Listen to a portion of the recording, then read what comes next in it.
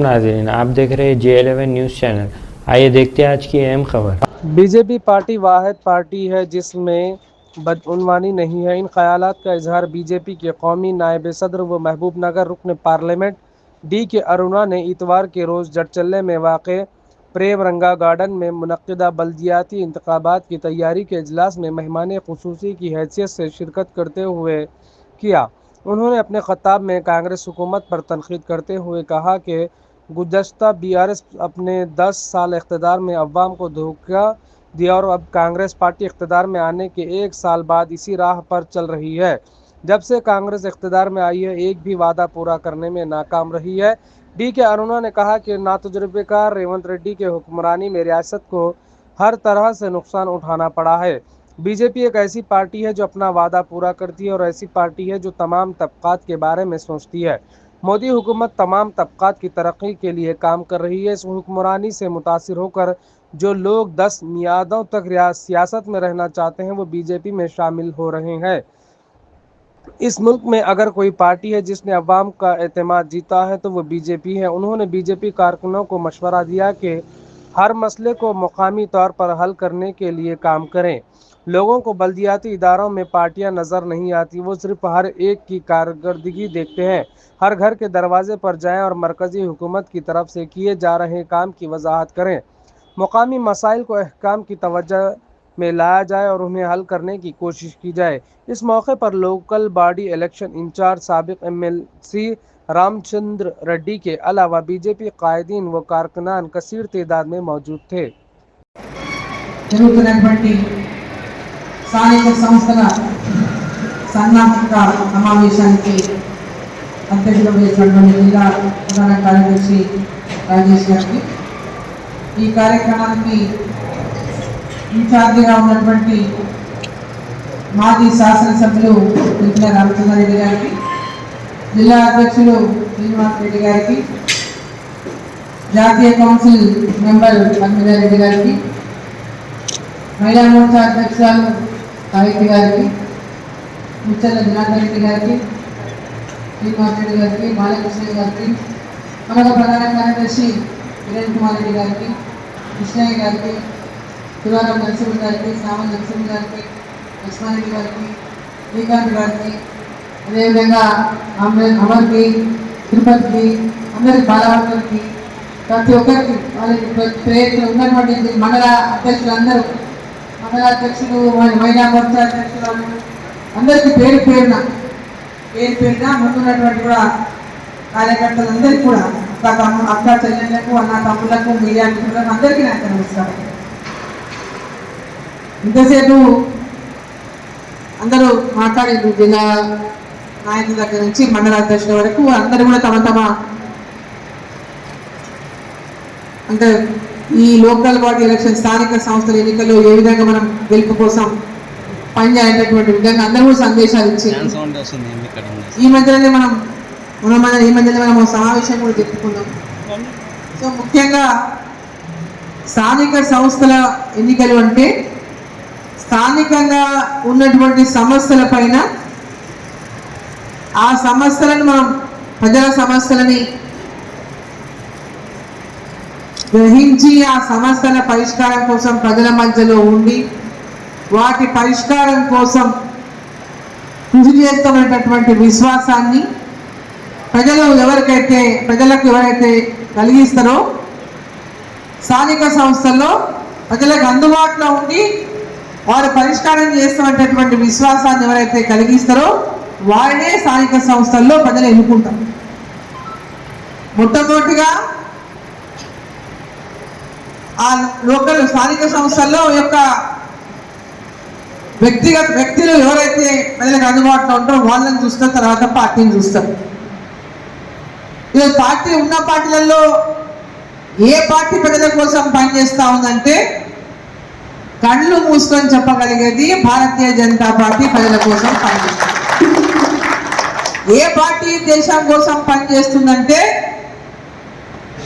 Bharatiya Janata party NDA ప్రభుత్వం నరేంద్ర మోదీ గారి నాయకత్వంలో ఈ దేశం అభివృద్ధి కోసం, దేశ ప్రజల అభివృద్ధి కోసం, ఈ దేశం యొక్క రక్షణ కోసం, భద్రత కోసం ప్రపంచ దేశాల్లోనే భారతదేశాన్ని మొదటి స్థానంలో నిలబెట్టాలనేటువంటి ఒక లక్ష్యంతో పనిచేసినటువంటి నాయకుడు ఎవరు అంటే నరేంద్ర మోదీ గారు అని చెప్పి చెప్పాలి తప్పక. కార్యకర్తలందరి బాధ్యత.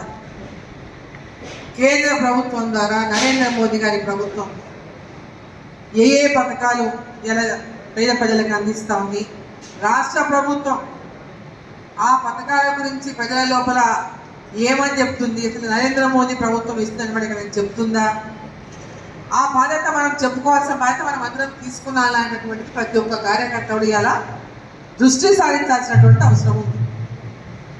ఈరోజు గ్రామాల్లో సర్పంచులు గెలిచిన వాళ్ళు ప్రతి సర్పంచులు తెలుసు ఆ గ్రామానికి వచ్చే ప్రతి రూపాయి కూడా నరేంద్ర మోదీ గారి ప్రభుత్వం కేంద్ర ప్రభుత్వం ద్వారా అందుతున్నటువంటి నిధులు అనేది ప్రతి గ్రామ పంచాయతీలో మొన్నటిదాకా సర్పంచులు చేసే ప్రతి ఒక్కరికి కూడా తెలుసు. మనం అందరం కూడా ఆ విషయాన్ని ఈరోజు గ్రామాల్లో తెలియజేయాల్సినటువంటి అవసరం ఉన్నది.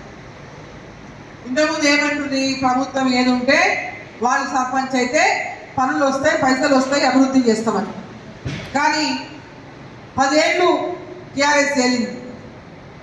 రూలింగ్లో ఎవరు ఉంటే వాళ్ళు గెలవాలి, రూలింగ్లో ఎవరు ఉంటే వాళ్ళు గెలవాలి, అయితేనే పనులు అవుతాయి అని చెప్పి మాయ మాటలు చెప్పి ప్రజలను మోసం చేసి అధికారంలోకి వచ్చి సర్పంచులకు ఇప్పటిదాకా కూడా ఈ రాష్ట్ర ప్రభుత్వం కేంద్ర ప్రభుత్వం ఇచ్చినటువంటి నిధులు కూడా వాళ్ళు చేసిన పనులకు బిల్లులు లేకుండా ఇప్పటిదాకా వాటిని మొత్తం కూడా పక్కదారి మళ్లించి ఈనాటి కూడా ఆ యొక్క బిల్లులను చెల్లించినటువంటి దుస్థితిలో ఆ ప్రభుత్వం ఉంటే వచ్చిన ప్రభుత్వం కూడా మేము రాగానే బిల్లులన్నీ చెల్లిస్తామని చెప్పినటువంటి ప్రభుత్వాలు కాంగ్రెస్ ప్రభుత్వం ఈనాడు అధికారంలో ఉంది. ఇప్పటిదాకా కూడా మొత్తం వాళ్ళ సర్పంచుల బిల్లులు ఇప్పటిదాకా కూడా చెల్లించినటువంటి దుస్థితి. గ్రామాల్లో ప్రతి సర్పంచ్ రేపు నిలబడాలనుకునే ప్రతి కార్యకర్త కూడా చాలా స్పష్టంగా ప్రజలకు తెలియజేయాల్సినటువంటి అవసరం ఉన్నది. ఇక్కడ జరిగిన ప్రతి పని కూడా కేంద్ర ప్రభుత్వం ద్వారానే జరిగింది. గ్రామాల్లో సీసీ రోడ్లు కానీ, గ్రామాల్లో రైతు వేదికలు కానీ, గ్రామాల్లో అంగన్వాడీలలో పిల్లలకు పౌష్టికాహారం కానీ, బాలింతలకు పౌష్టికాహారం కానీ, గర్భవతులకు పౌష్టికాహారం కానీ, అంగన్వాడీలో బిల్డింగ్లు నిర్మాణం చేసేది కేంద్ర ప్రభుత్వం ద్వారానే, గ్రామ పంచాయతీ భవనాలు నిర్మాణం చేసేది కేంద్ర ప్రభుత్వం ద్వారానే, పాఠశాలల్లో స్కూళ్ళకు మధ్యాహ్న భోజనం పిల్లలకు పెట్టేది కేంద్ర ప్రభుత్వం నిధుల ద్వారానే, స్కూళ్ళకు పిల్లలకు యూనిఫామ్లు ఇచ్చేది కానీ కేంద్ర ప్రభుత్వం ద్వారానే. ఇక ప్రతి పథకంలో కూడా కేంద్ర ప్రభుత్వం వాటా లేనటువంటి పథకమే లేదు. ఈరోజు ఎంతో మందికి జీతాలు, సాలరీస్ కూడా అంగన్వాడీ కానీ, ఆశా వర్కర్లు కానీ, కేజీబీవీలు కానీ వాళ్ళకి వచ్చే జీతాలు కేంద్రం ఇచ్చినటువంటి జీతాలు వస్తున్నాయి, రాష్ట్రం చేస్తామని బకాయిలు పడుతుంది. ఈరోజు స్కూళ్ళల్లో హాస్టళ్లలో మధ్యాహ్న భోజనంలో కూడా ఎవరైతే వంట చేస్తారో ఆ వంట చేసే వాళ్ళకు కూడా కరెక్ట్ సమయానికి వాళ్ళు చెల్లించాల్సినటువంటి బిల్లు కూడా చెల్లించకపోవడం వల్ల కూడా ఈరోజు హాస్టళ్లలో స్కూళ్ళల్లో సరైనటువంటి క్వాలిటీ భోజనం లేకుండా అయిపోయింది. అసలు ఒక అజమాయిషి లేదు, అంటే ఒక సూపర్వైజింగ్ అనేది లేకుండా అయిపోయింది. ఈరోజు అధ్వానమైనటువంటి పరిస్థితుల్లో పరిపాలన జరుగుతూ ఉంది.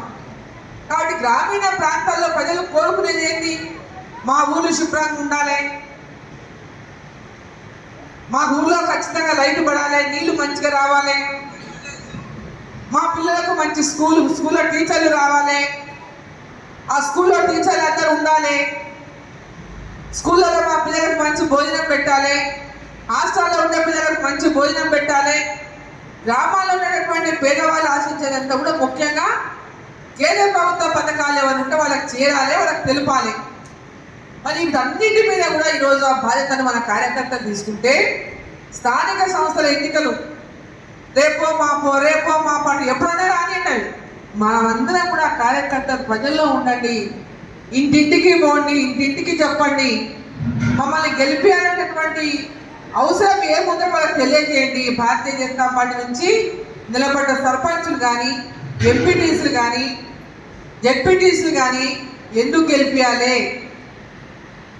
రాబోయే రోజుల్లో కేంద్ర ప్రభుత్వం చేస్తున్నటువంటి అన్ని పథకాలపై అవగాహన కలిగిస్తూ వారికి కూడా లబ్ధి చేకూర్చే విధంగా వారికి సహకారం ఉండడానికి రాబోయేటటువంటి అసెంబ్లీ ఎన్నికల్లో స్థానిక సంస్థల్లో ఇక్కడ గెలిచిన సర్పంచులు, వార్డు మెంబర్లు, జెడ్పీటీసీలు ఉంటే పార్టీ గ్రామాన ఇంటింటికి కూడా బలోపేతం అవుతుంది. కాబట్టి మీరు మాకు ఇది బునాది లాంటిది. మరి ఈ బునాది ఇప్పుడు ఈ స్థానిక సంస్థల్లో మీరు అందరూ మమ్మల్ని ఆశీర్వదించండి.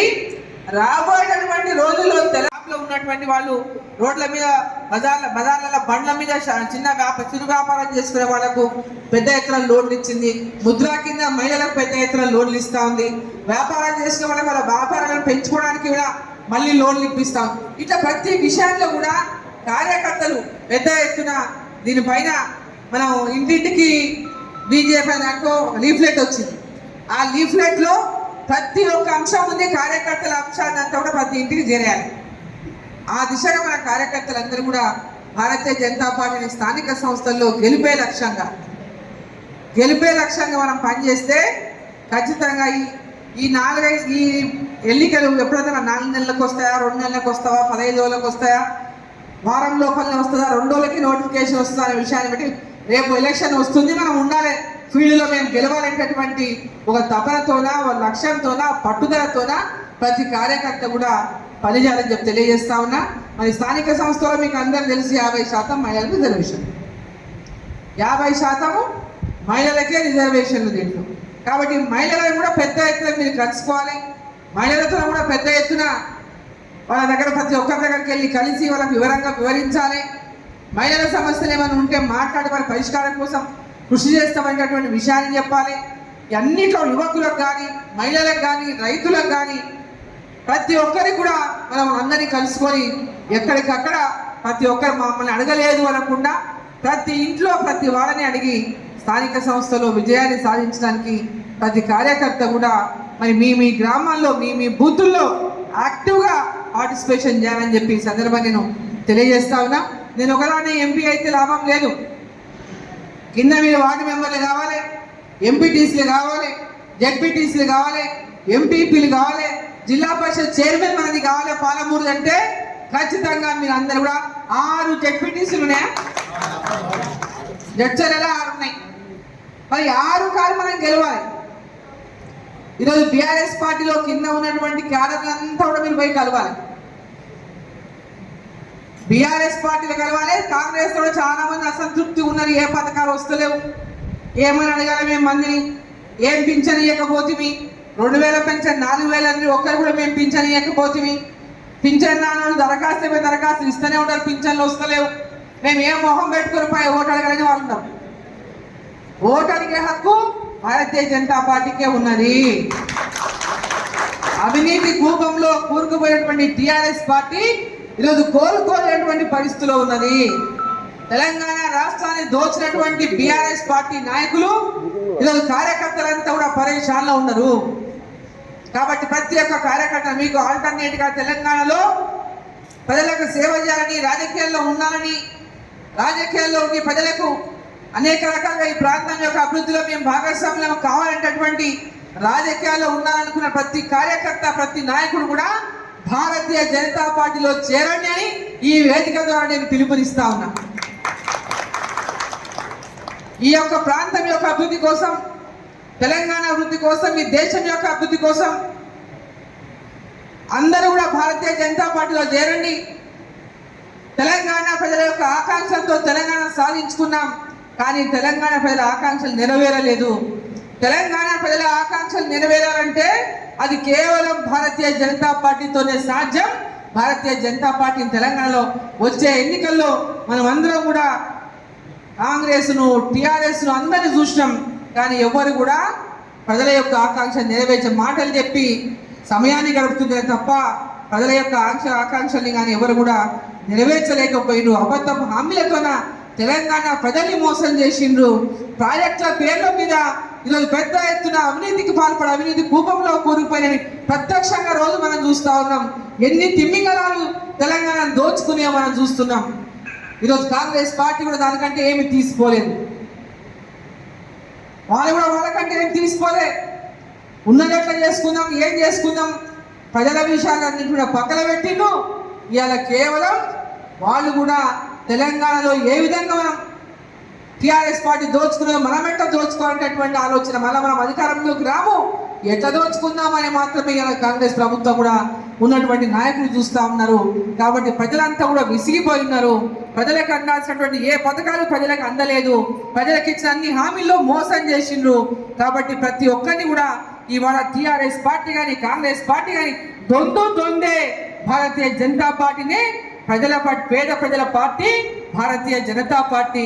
ఆ పేద ప్రజలకు అండగా భారతీయ జనతా పార్టీ మరి ఎల్లప్పుడూ ఉన్నది, ఉంటదనేటటువంటి విశ్వాసాన్ని కలిగించే విధంగా అందరం కలుద్దాం, ప్రజల్లోకి వెళ్దాం, సమస్యలన్నిటి కూడా పరిష్కారం చేస్తామనేటువంటి విశ్వాసాన్ని, అంటే ప్రజలకు గ్రామాలలో చిన్న చిన్న విషయాల్లో మనం అందుబాటులో ఉండే సమస్య పరిష్కారం చేస్తే వాళ్ళు మనం ఎంబడి ఉంటాం.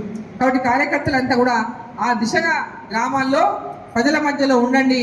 మనకు స్థానిక సంస్థల్లో అంటే ఏ నాయకుడైనా రాజకీయంగా ఎదగాలంటే అన్ని వర్గాలను కలుపుకొని పోయినప్పుడే, కుల మత భేదాలు లేకుండా అందరినీ కలుపుకొని పోయినప్పుడే వాళ్ళు రాజకీయంగా ప్రజలందరూ ఆదరిస్తారు. కాబట్టి ఆ లక్ష్యంతో ప్రతి ఒక్కరు కూడా అందరినీ కూడా కలుపుకొని అన్ని వర్గాలతో కలిసి మెలిసి పేదలందరినీ కూడా పేదల అభ్యున్నతి కోసమే పనిచేసేటువంటి భారతీయ జనతా పార్టీలోకి మన అందరూ కూడా హృదయపూర్వకంగా మరి పనిచేస్తూ ఒక పట్టుదలతో క్రమశిక్షణతో ఉంటూ మరి పార్టీని గెలిపించుకుందాం స్థానిక సంస్థల్లో అని చెప్పి అందరికీ తెలియజేసుకుంటూ, ఇక్కడికి వచ్చిన ప్రతి కార్యకర్త కూడా ఒక ప్రతినభూమి, ఒక పట్టుదలతో ప్రతినభూమి, ఎస్ మేము ఖచ్చితంగా మా సర్పంచ్ని గెలిపించుకుంటాం, ఎస్ మా ఎంపీటీసీ గెలిపించుకుంటాం అనేటటువంటి, మా జెడ్పీటీసీ గెలిపించుకుంటామని ఒక గంభీరమైనటువంటి ఒక పట్టుదలతో ప్రతి ఒక్కరు కూడా మీ అంతకు మీరు మీ యొక్క గుండెల్లో